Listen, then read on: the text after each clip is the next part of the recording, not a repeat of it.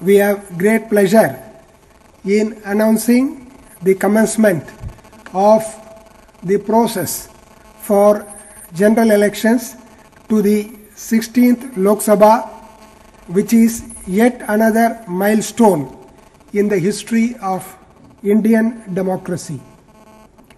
As you all know, the term of the 15th Lok Sabha is due to end on 31st May 2014. The terms of 3 state assemblies, namely Andhra Pradesh, Odisha and Sikkim, also come to an end on 2nd June, 7th June and 21st May respectively.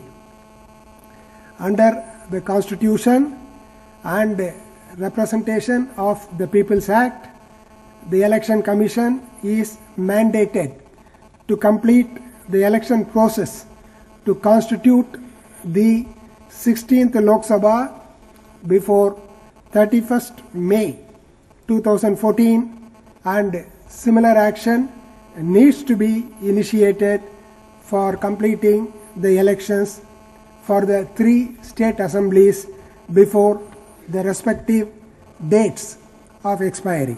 The credible elections conducted at regular prescribed intervals are the very soul and hallmark of any democratic system. As part of the consultative process preparatory to general elections 2014, the Commission has held series of preparatory meetings, starting with meeting with representatives of recognized national and state political parties on 4th February. During the meeting, while extending cooperation in conduct of free and fair polls, the parties raised and brought to our notice a wide range of issues relating to security, revising the ceiling of election expenditure by candidates, necessity to keep the various festivals and seasonal conditions in different parts of the country in view while arriving at the schedules. Quite a few participants were also highlighting the importance and need for holding elections in phased manner in certain critical states. This was followed up by meeting with Chief Secretaries, Directors General of Police, Home Secretaries, Chief Electoral Officers of all the states and Union Territories. We had further meetings with Home Secretary, Chairman of Railway Board, Secretary Telecommunication to seek their assistance and in tying up with regard to relevant areas of election management. Now, coming to the actual process of scheduling, you all know very well some of the major factors kept in view for scheduling. One, examination schedules, particularly for state boards and central board. You all know a very large majority of our polling stations are located in educational premises, and large part of polling staff are also drawn from that category. Weather plays a very important role. we are faced with the issue of early monsoon in certain parts of the country and late setting in of hot summer in certain parts of the country. We have to keep this also in view while deciding on entry date and exit date for the elections. Some of the states have, though the coming period is not exactly crop season for the entire country, but in certain parts of the country, harvesting is a major factor which has to be kept in view. Keeping all this in view, we have drawn up our schedule, which we will be sharing with you shortly. One of the prime requisites in preparation for general elections is availability of up-to-date electoral roll. Rolls have been revised with 1st January 2014 as qualifying date, and final rolls have been published in all the states. Total electorate as of now for general election 2014 is approximately 814 million, that is 81.4 crores, which is about 10 crores more than the last parliament election. You have to compare this with the electorate of 176 million for the first general election conducted for the country in 1952. As against that, the increase itself this time is 100 million over the last general election. However, there would always be complaints about certain people not finding their names in the electoral rolls.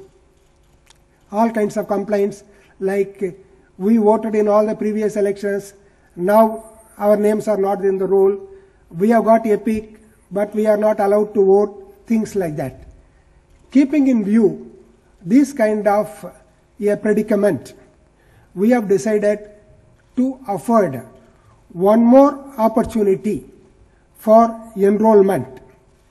The Commission has directed that special camps shall be organized in all the polling stations in the country in over 9 lakh premises, where the booth level officer will be available with a copy of the electoral roll displayed on the notice board with requisite number of Form 6, that is the application form, etc., with the BLO.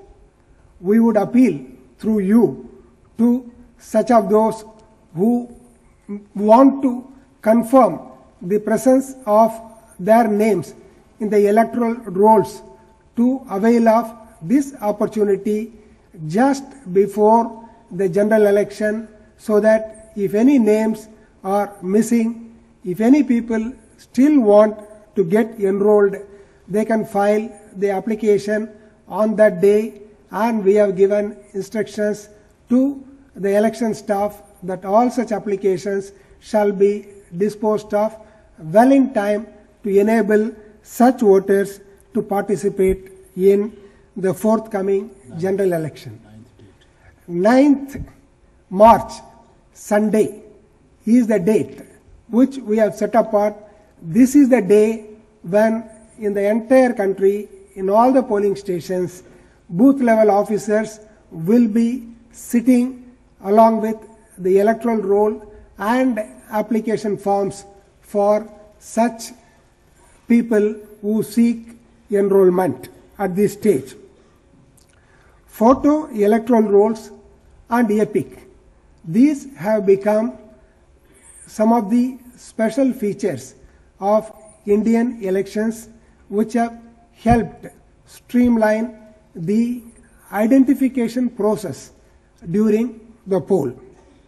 The country had gone to polls with photo electoral rolls for the first time in 2009. At that time, the percentage of photos on the rolls was 82, while today it has reached 98.64%. So similarly, epic distribution, which was 82% last time, has already reached 96%. We hope it will also reach 98 to 99%, same as photo electoral rolls before the polls. Polling stations. As you know, our election poll is taken polling station wise. We have approximately 9,30,000 polling stations in the country, which is 12% more than number of polling stations in last election, that was 8.30 lakh polling stations. Over a period of time, Commission has been laying emphasis on provision of basic minimum facilities at polling stations.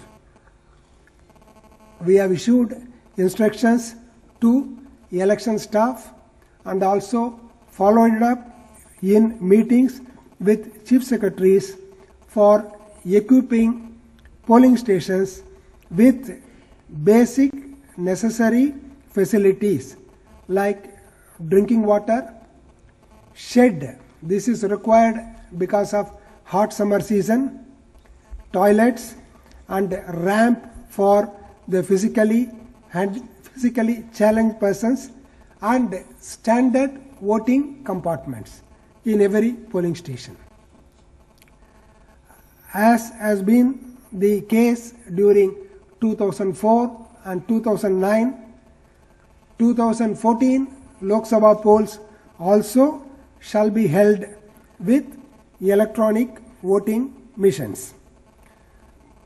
You all know about the introduction of Nota facility in the voting machines. This was introduced during the last 5 state elections pursuant to the order of the Honorable Supreme Court.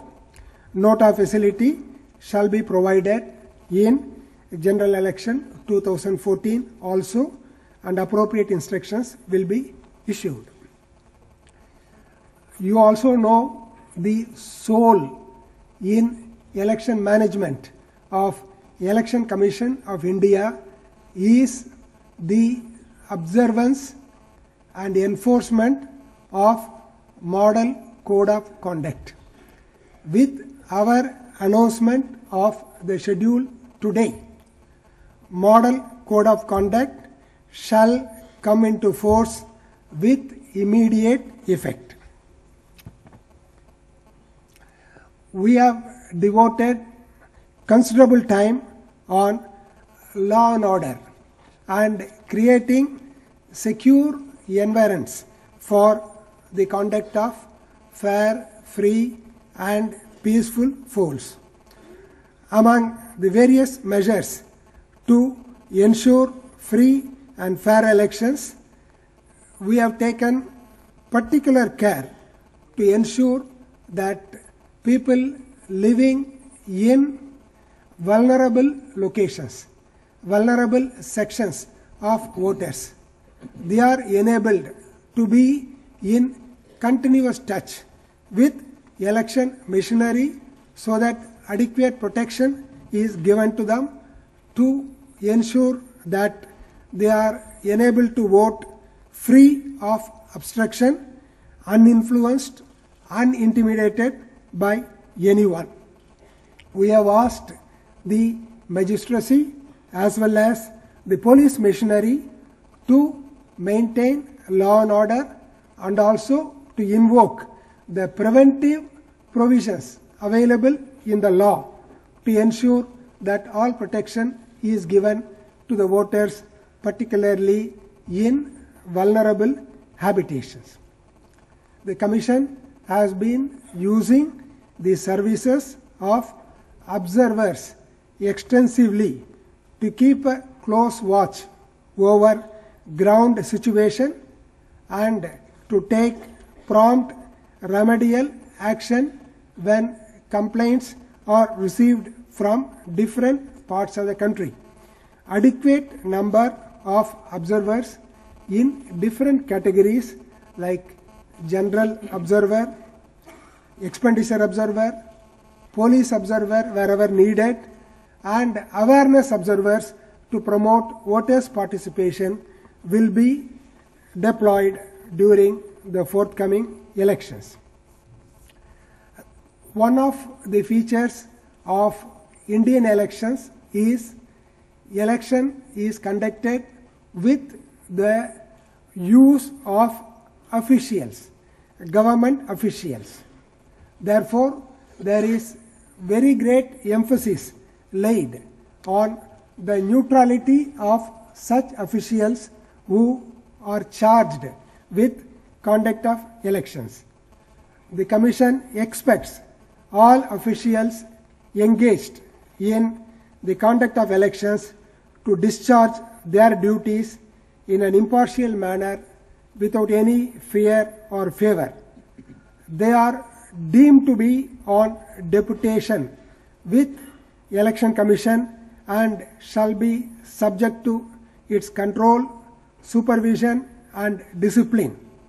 The conduct of government officials who have been entrusted with election-related responsibilities and duties would remain under constant scrutiny of the Commission, and strict action will be taken against those officials who are found wanting on any account.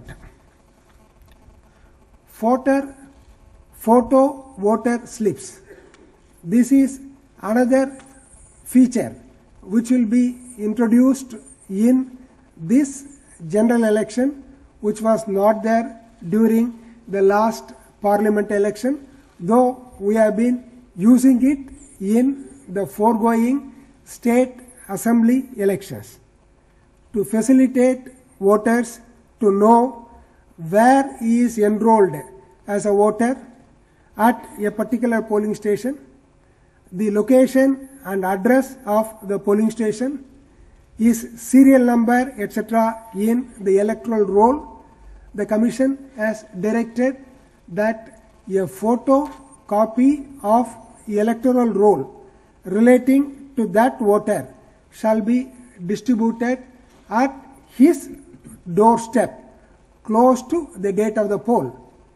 Apart from its being a facilitation for the voter as well as for the polling staff to identify his place in the roll, etc., we expect this would also serve as a reminder and invitation for the voter to come and exercise his franchise on the date of the poll. Therefore, this will be got distributed very close to the date of the poll, like 3 days to 7 days before the date of the poll. Election Commission has also mounted a series of measures for expenditure monitoring. The use of money power is a matter of concern for Election Commission. Therefore, special emphasis is given to check the flow and use of money during election process. Besides deployment of expenditure observers, there will be sufficient number of flying squads, checkposts, video surveillance teams, media certification and monitoring committees. All these will be used to keep a close watch and check on the use of money power. About revision in ceiling of election expenses, details are known to you. These would also be made available in the booklet that will be made available at the end of the conference. Voter participation. Voter participation is one of the thrust areas for the Commission. Commission has held the view and been holding the view that a larger enhanced participation of voters will contribute to enlightened and vibrant democracy.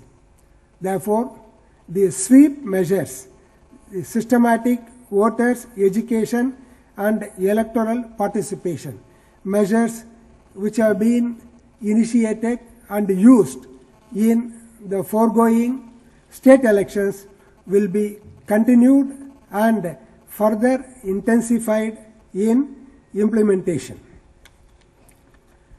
Coming to schedule, compared to the state elections which we were giving, in which we used to announce names of the states, date of date of notification, date of filing nomination, last date, etc.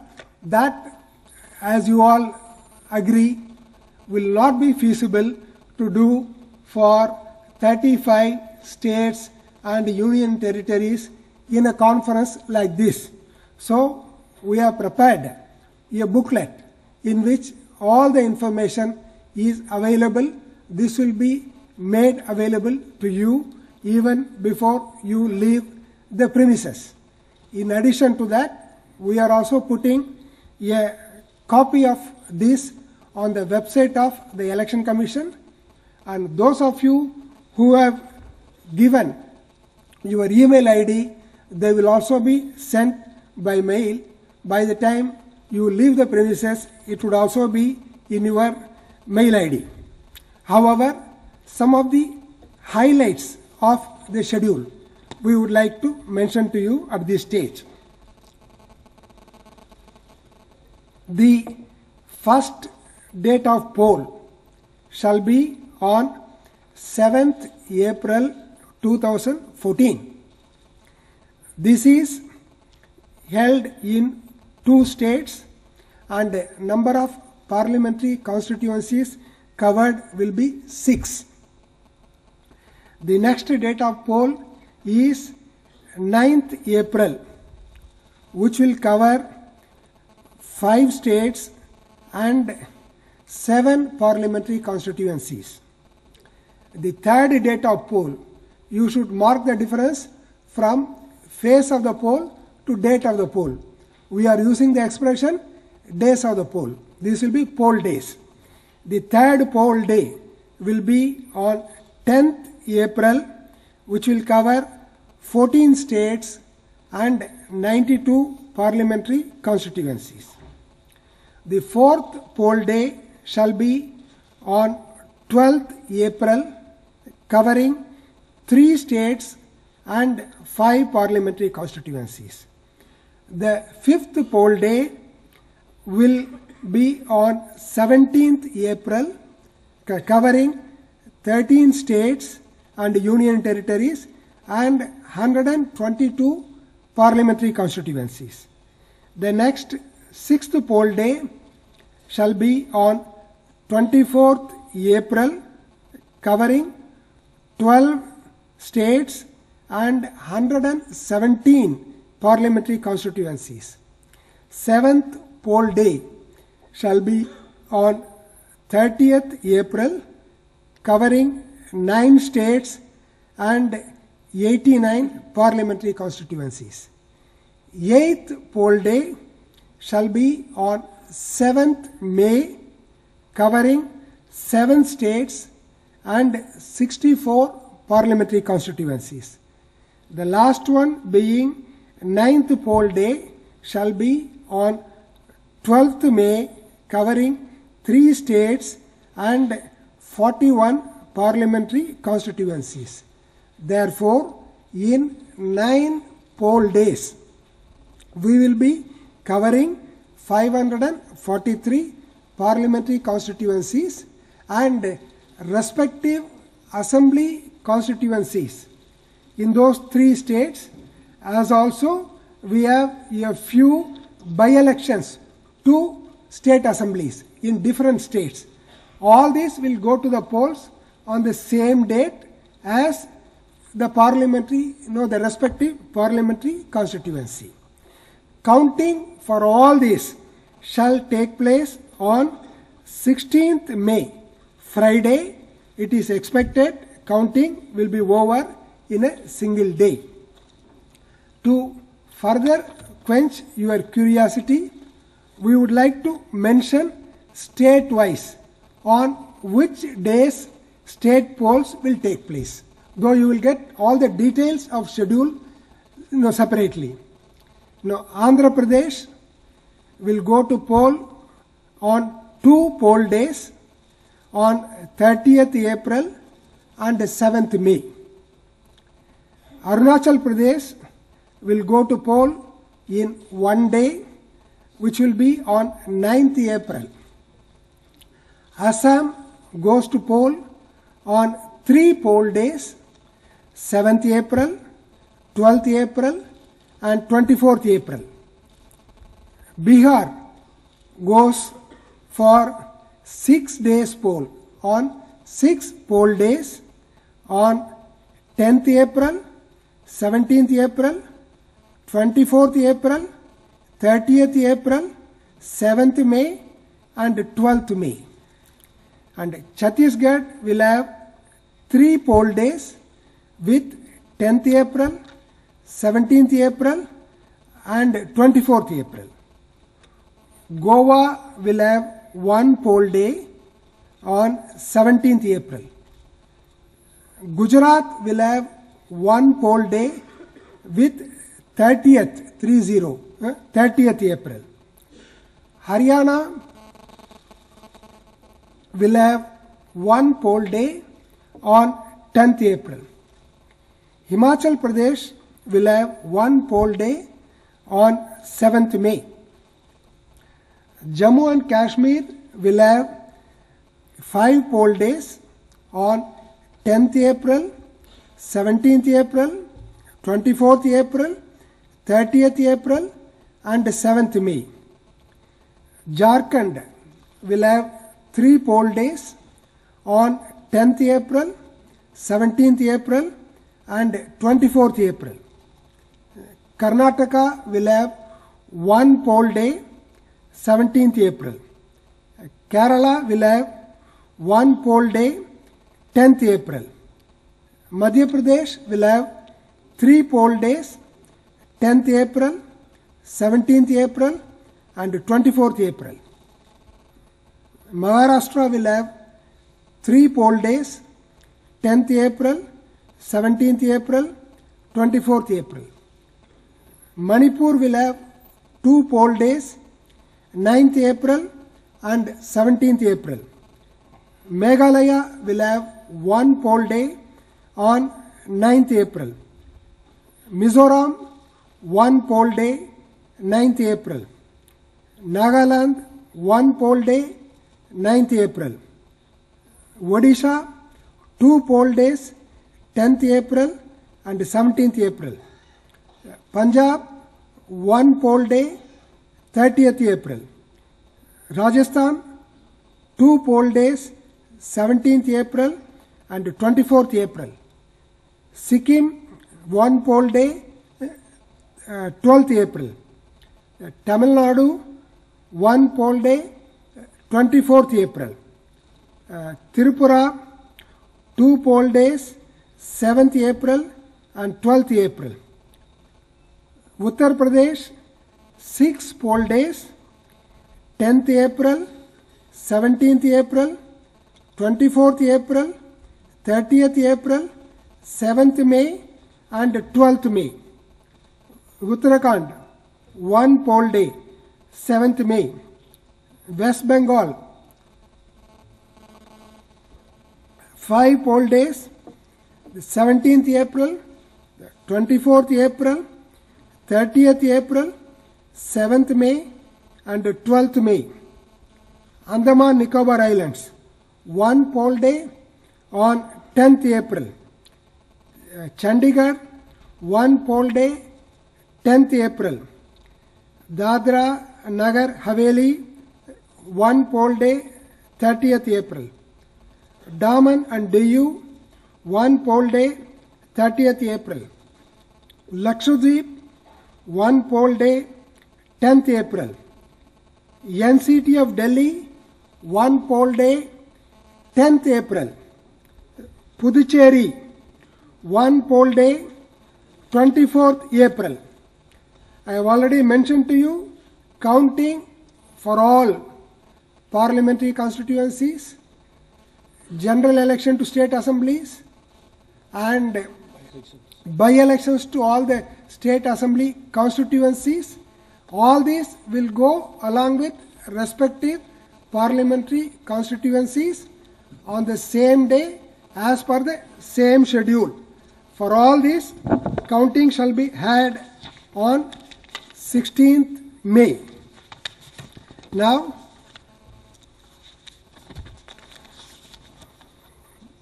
by way of conclusion, on the occasion of the 16th Lok Sabha elections, the Commission reassures the nation of its solemn resolve and deep commitment to fulfill its constitutional mandate to conduct free, fair, and credible elections.